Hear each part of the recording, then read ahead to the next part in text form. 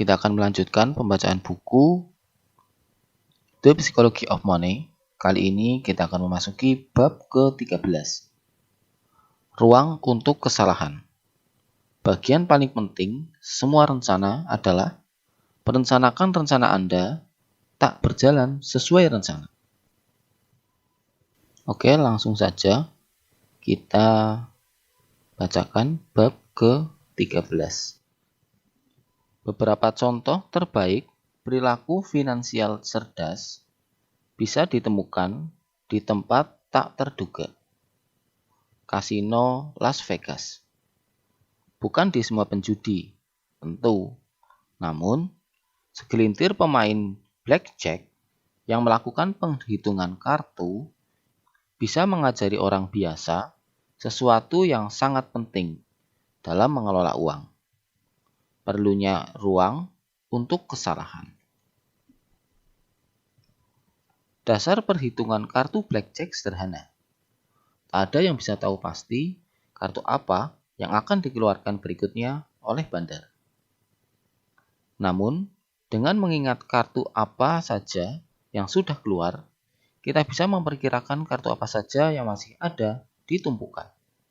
Dengan melakukan itu, kita bisa tahu peluang kartu tertentu dikeluarkan oleh bandar. Sebagai pemain, Anda bertaruh lebih banyak bila peluang mendapat kartu yang Anda inginkan itu besar, dan lebih sedikit bila peluangnya kecil. Mekanika cara kerjanya tak penting di sini. Yang penting adalah bahwa seorang penghitung kartu blackjack tahu sedang bermain dengan peluang, bukan kepastian. Di tiap ronde, mereka berpikir punya peluang menang, tapi ada juga peluang salah. Boleh jadi kedengarannya aneh kalau mengingat profesi mereka, tapi strategi mereka sepenuhnya mengandalkan kerendahan hati. Kerendahan hati bahwa mereka tak tahu dan tak bisa tahu pasti apa yang akan terjadi berikutnya, sehingga bermain dengan mempertimbangkan itu. Sistem penghitungan kartu ampuh karena mengubah peluang menjadi sedikit lebih menguntungkan pemain. Namun, jika bertaruh terlalu besar, kalaupun peluang menang tampak besar, lalu Anda keliru, Anda bisa kalah besar, sehingga tak punya cukup banyak uang untuk terus bermain. Tak pernah ada saat ketika Anda sangat benar sehingga bisa mempertaruhkan semua yang Anda punya. Dunia tak sebaik itu kepada siapapun. Setidaknya tak secara konsisten. Anda harus memberi ruang untuk kesalahan. Anda harus merencanakan rencana Anda tak berjalan sesuai rencana.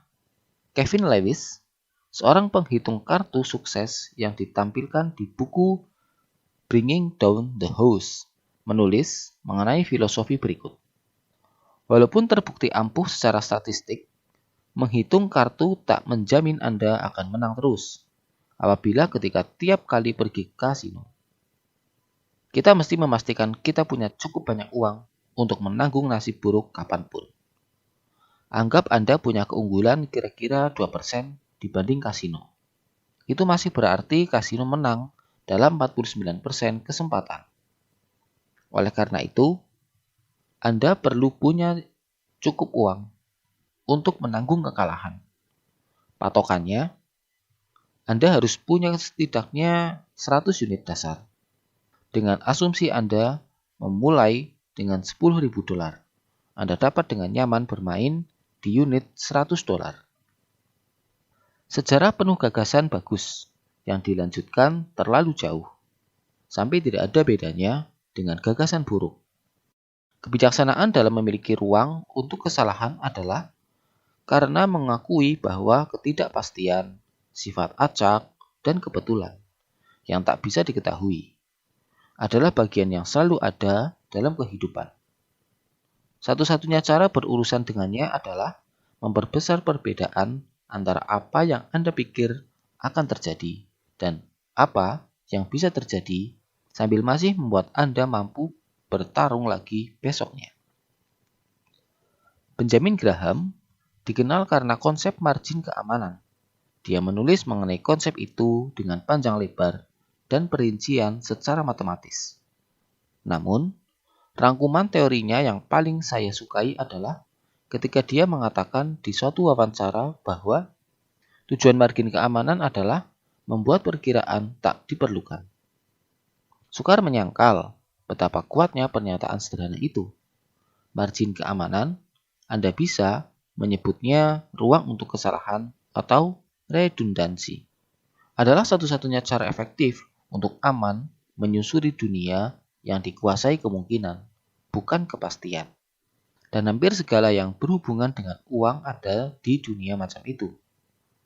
Perakiraan tepat sukar dibuat.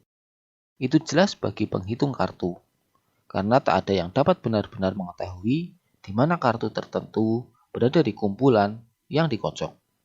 Namun itu kurang jelas bagi seseorang yang bertanya, seperti apa rata-rata hasil tahunan bursa saham dalam 10 tahun ke depan?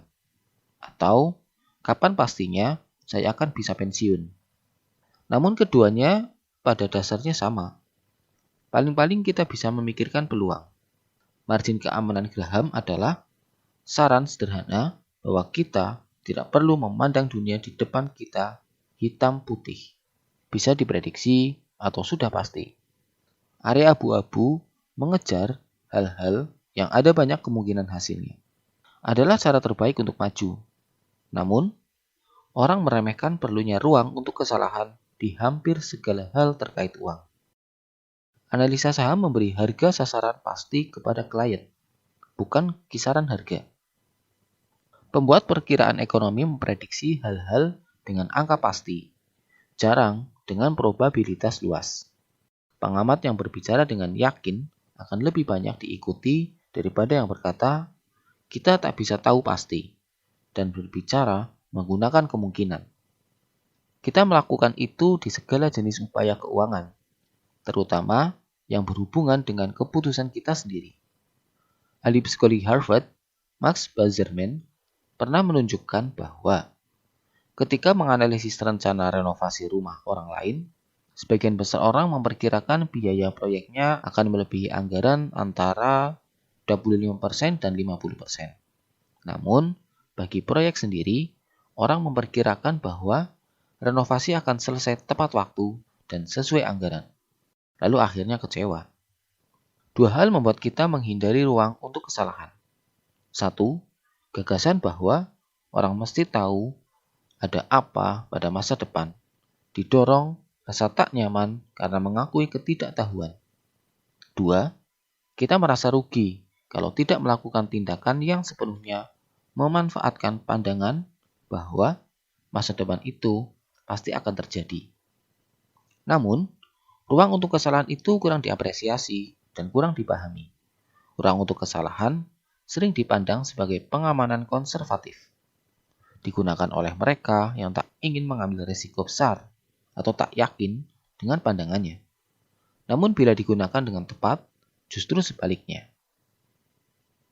Ruang untuk kesalahan memungkinkan kita punya ketahanan menanggung berbagai potensi hasil, dan ketahanan memungkinkan kita ada cukup lama untuk menanggung peluang mendapat untung dari hasil yang berkemungkinan kecil akhirnya terwujud.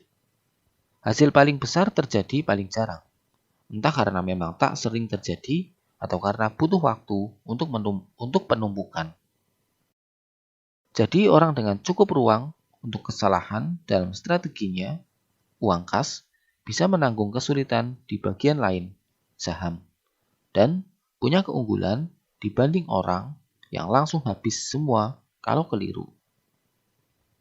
Bill Gates mengerti itu dengan baik. Ketika Microsoft masih muda, dia berkata bahwa dia membuat pendekatan sangat konservatif, yaitu ingin punya cukup uang di bank agar bisa membayar gaji semua orang selama setahun, bahkan jika tak ada pemasukan. Warren Buffett menyatakan gagasan serupa ketika dia memberitahu para pemegang saham Berkshire Hathaway pada 2008. Saya sudah berjanji kepada Anda sekalian, lembaga pemeringat dan diri sendiri, untuk selalu menjalankan Berkshire dengan uang kas berlebih. Kalau dipaksa memilih, saya tak akan menukar kemampuan tidur nyenyak pada malam hari dengan peluang laba ekstra. Ada beberapa tempat spesifik bagi investor guna mempertimbangkan ruang untuk kesalahan. 1. Volatilitas. Naik turun nilai. Anda bisa selamatkah kalau aset Anda merosot 30% nilainya? Di atas kertas, barangkali bisa dalam hal masih bisa melunasi kewajiban dan menjaga aliran kas positif. Namun bagaimana dengan dampak mentalnya? Gampang saja meremehkan apa pengaruh kemerosotan 30% ke jiwa Anda. Kepercayaan diri Anda bisa hancur ketika kesempatan sedang bagus-bagusnya. Anda atau pasangan Anda boleh jadi memutuskan sudah waktunya untuk rencana baru atau karir baru. Saya kenal beberapa investor yang berhenti jadi investor sesudah rugi karena mereka lelah secara fisik. Tabel bisa memberitahu Anda kapan angka-angka bagus atau jelek. Tabel tidak bisa memberitahu perasaan Anda ketika Anda mengantar tidur anak-anak. Ketika Anda mengantar tidur anak-anak Anda pada malam hari sambil bertanya-tanya, apakah keputusan investasi yang Anda buat itu kesalahan yang akan menghancurkan masa depan mereka? Perbedaan antara apa yang Anda bisa tanggung secara teknis versus emosional adalah versi ruang untuk kesalahan yang kadang dilupakan. Yang lain adalah tabungan pensiun. Kita bisa mempelajari sejarah dan melihat, misalnya, bahwa bursa saham Amerika Serikat telah memberi hasil tahunan rata-rata 6,8% sesudah inflasi sejak 1870-an. Itu perkiraan awal yang masuk akal untuk dijadikan asumsi harapan hasil portofolio terdiverifikasi kalau menabung untuk masa pensiun. Anda bisa menggunakan asumsi hasil itu untuk menentukan jumlah uang yang Anda harus tabung tiap bulan untuk mencapai sasaran. Namun, bagaimana jika hasil masa depan lebih rendah? Atau bagaimana jika sejarah jangka panjang adalah perkiraan bagus masa depan jangka panjang, tapi tahun pensiun Anda ternyata terjadi di tengah pasar bearish brutal, seperti 2009. Bagaimana jika pasar bearish masa depan membuat Anda takut sampai menjual semua saham sehingga malah melewatkan pasar bullish sesudahnya? Jadi hasil yang Anda benar-benar dapatkan kurang daripada rata-rata pasar. Bagaimana jika Anda perlu mengambil tabungan pensiun pada umur 30-an untuk membayar biaya medis? Jawaban bagi semua bagaimana itu adalah Anda tak akan bisa pensiun seperti Anda prediksi dulu. Itu bisa jadi bencana. Cara pemecahannya sederhana. Sediakan ruang untuk kesalahan ketika memperkirakan hasil masa depan. Itu lebih merupakan seni daripada sains. Untuk investasi saya sendiri, saya jabarkan lebih banyak di bab 20. Saya berasumsi hasil masa depan yang saya akan dapat sepanjang hidup akan sepertiga kali lebih rendah daripada rata-rata dalam sejarah. Jadi saya menabung lebih banyak daripada yang bakal saya tabung jika saya berasumsi bahwa masa depan akan menyerupai masa lalu.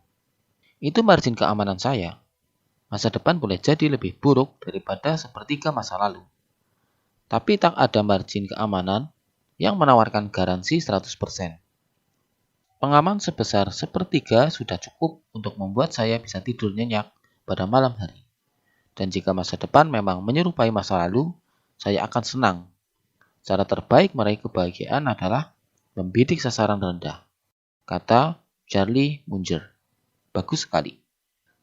Satu sepupu penting ruang untuk kesalahan adalah apa yang saya sebut bias optimisme dalam mengambil resiko, atau sindrom roulette Rusia. Seharusnya bekerja sesuai statistik, membayangkan peluang hasil terbaik ketika hasil terburuk tak bisa diterima dalam segala keadaan.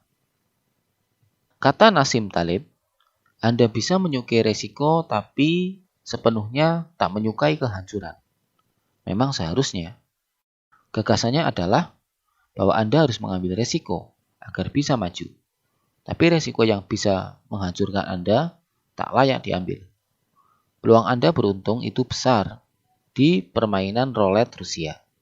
Namun hasil merugikannya tak sebanding dengan potensi keuntungannya. Tak ada margin keamanan yang bisa mengimbangi resikonya. Sama saja dengan uang, peluang banyak hal menguntungkan itu besar. Harga properti naik hampir setiap bulan, dan dalam sebagian besar tahun Anda digaji tiap bulan. Namun jika sesuatu punya peluang benar 95%, peluang salah 5%, berarti Anda hampir pasti akan mengalami kesalahan itu pada suatu waktu dalam hidup Anda. Dan jika kesalahan menyebabkan kehancuran, keuntungan dari 95% sisanya mungkin tak sebanding dengan resikonya. Betapapun menarik, yang bisa menjebak adalah utang. Berutang untuk menghasilkan uang mendorong resiko rutin menjadi sesuatu yang bisa menghancurkan.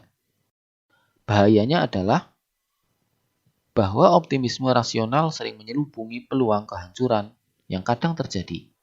Hasilnya, kita secara sistematis meremehkan resiko. Harga rumah jatuh 30% pada dasawarsa kemarin di Amerika Serikat. Beberapa perusahaan gagal bayar utang. Itulah kapitalisme. Hal-hal demikian bisa terjadi. Namun, mereka yang banyak utang mengalami kerugian ganda. Bukan hanya bangkrut, mereka juga kehabisan modal untuk kembali bermain ketika kesempatan ada lagi. Pemilik rumah yang bangkrut pada 2009 tak berkesempatan memanfaatkan bunga KPR rendah pada 2010. Lehman Brothers tak bisa berinvestasi dalam utang murah pada 2009 karena keburu gulung tikar. Untuk mengatasinya, saya berpikir bahwa uang saya berbentuk barbel. Saya mengambil risiko dengan satu bagian dan mengkhawatirkan bagian lain. Itu tak konsisten, tapi psikologi uang bakal mendorong Anda percaya bahwa itu tak konsisten. Saya hanya ingin memastikan tetap bisa berdiri cukup lama sampai resiko yang saya tanggung mendatangkan hasil. Kita harus bisa bertahan lama agar berhasil.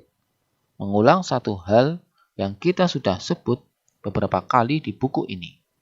Kemampuan melakukan apa yang Anda ingin lakukan ketika Anda mau, selama Anda kehendaki, punya hasil yang tak terbatas. Ruang untuk kesalahan bukan hanya memperlebar sasaran hasil yang mungkin terjadi, melainkan juga membantu melindungi Anda dari hal-hal yang Anda tak bakal membayangkan, yang bisa menjadi keadaan terburuk.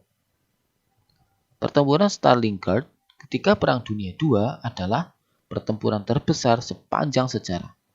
Di dalamnya ada cerita-cerita dahsyat mengenai bagaimana orang menghadapi resiko. Satu cerita berasal dari akhir 1942.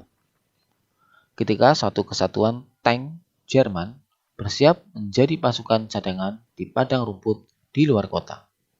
Ketika tank sangat diperlukan di garis depan, terjadi sesuatu yang mengagetkan semua orang. Hampir tak ada tank yang bisa bergerak. Dari 104 tank, di kesatuan itu, tak sampai 10 yang bisa menyala. Para insinyur segera menemukan masalahnya. Ahli sejarah, William Craig, menulis, sesudah tank berminggu-minggu tak aktif, jauh dari garis depan, tikus bersarang di dalamnya dan menggerogoti isolasi sistem kelistrikan. Jerman punya peralatan paling canggih di dunia ketika itu. Namun mereka kalah oleh tikus. Bayangkan kesalahan mereka. Hampir pasti itu tak pernah terpikir. Perancangan tank mana yang memikirkan perlindungan dari tikus? Jelas bukan yang masuk akal. Dan bukan yang mempelajari sejarah tank. Namun hal-hal semacam itu selalu terjadi. Anda bisa merencanakan menghadapi semua risiko, kecuali yang terlalu gila menurut Anda. Dan yang gila itu bisa menyebabkan kerusakan paling besar. Karena terjadi lebih sering daripada yang diduga. Dan Anda tak punya rencana menghadapinya. Pada 2006, Warren Buffett mengumumkan pencairan pengganti dirinya. Dia bilang dia perlu seseorang yang diprogram secara genetis untuk mengenali dan menghindari resiko serius, termasuk yang belum pernah terjadi. Saya sudah melihat resiko itu di tempat kerja, di perusahaan-perusahaan rintisan yang telah didukung perusahaan saya. Kolaboratif Found. Tanyai seorang pendiri perusahaan rintisan mengenai resiko-resiko terbesar yang dia hadapi. Dan yang disebut biasanya hal-hal yang sudah dikenal. Namun, selain perjuangan yang bisa diprediksi dalam menjalankan perusahaan rintisan, berikut beberapa masalah yang pernah kami hadapi di perusahaan-perusahaan dalam portofolio kami. Pipa air bocor, membanjiri, dan merusak kantor satu perusahaan. Kantor perusahaan dibobol maling 3 kali. Satu perusahaan diusir dari pabrik manufakturnya. Satu toko ditutup sesudah seorang pengunjung menelpon kantor Departemen Kesehatan karena dia tak suka ada pengunjung lain membawa anjing ke dalam toko. Email seorang CEO dibajak di tengah acara penggalangan dana yang membutuhkan perhatian dia. Seorang pendiri perusahaan mengalami masalah mental. Beberapa kejadian itu berpengaruh ke masa depan perusahaan. Namun tak ada yang bisa diperkirakan karena semuanya belum pernah dialami CEO yang menghadapinya. Atau siapapun yang mereka kenal. Itu masih wilayah yang tak diketahui. Jenis resiko yang tak bisa diketahui itu jelas mustahil dihindari. Kita tak bisa bersiap menghadapi apa yang kita tak bisa bayangkan. Jika ada satu cara mencegah kerusakan karenanya, itu adalah menghindari titik-titik kegagalan. Satu patokan bagus bagi banyak hal dalam kehidupan adalah bahwa segala yang bisa rusak pasti akan rusak. Jadi jika banyak hal mengandalkan satu hal bekerja dengan baik dan hal itu rusak, maka Anda tinggal menunggu bencana. Itulah titik kegagalan. Beberapa orang luar biasa hebat dalam menghindari titik kegagalan. Sebagian besar sistem kritis di pesawat punya cadangan, dan cadangannya punya cadangan juga. Pesawat jet modern punya 4 sistem kelistrikan yang berlebih. Pesawat bisa terbang dengan satu mesin, dan secara teknis bisa mendarat tanpa mesin. Karena tiap pesawat jet harus mampu berhenti di landasan menggunakan rem saja, tanpa dorongan ke belakang dari mesin. Jembatan gantung juga harus bisa kehilangan banyak kabelnya tanpa ambruk. Titik kegagalan paling besar dalam hal uang adalah hanya mengandalkan satu gaji untuk mendanai belanja jangka pendek, tanpa tabungan untuk bantalan antara belanja masa kini dan belanja masa depan. Trik yang sering dilupakan, bahkan oleh yang paling kaya adalah yang kita lihat di bab 10. Menyadari bahwa kita tak perlu alasan khusus untuk menabung. Boleh-boleh saja menabung untuk membeli mobil, membeli rumah, atau persiapan pensiun. Namun, penting juga untuk menabung demi hal-hal yang tak dapat diprediksi atau dibayangkan, seperti tikus. Memprediksi apa yang akan dilakukan dengan uang tabungan berarti berasumsi hidup di dunia di mana Anda tahu pasti apa saja belanja masa depan Anda. Padahal tak ada yang mengetahui itu. Saya banyak menabung, dan saya tak tahu apa yang akan saya lakukan dengan tabungan itu kelak. Rencana finansial yang hanya mempersiapkan menghadapi risiko yang sudah diketahui tak cukup punya margin keamanan untuk bertahan di dunia nyata.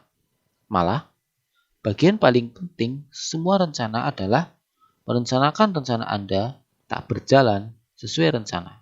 Sekarang, saya akan tunjukkan bagaimana itu berlaku bagi Anda. Demikian pembacaan bab ke-13, dan selanjutnya kita akan memasuki bab ke-14, yaitu Anda akan berubah. Bagi teman-teman yang belum mendukung channel ini, silakan didukung dengan cara subscribe, like, dan komen, serta share. Dan jika teman-teman memiliki rekomendasi buku untuk dibuatkan audiobook, silakan ditulis di kolom komentar. Oke, demikian dan terima kasih.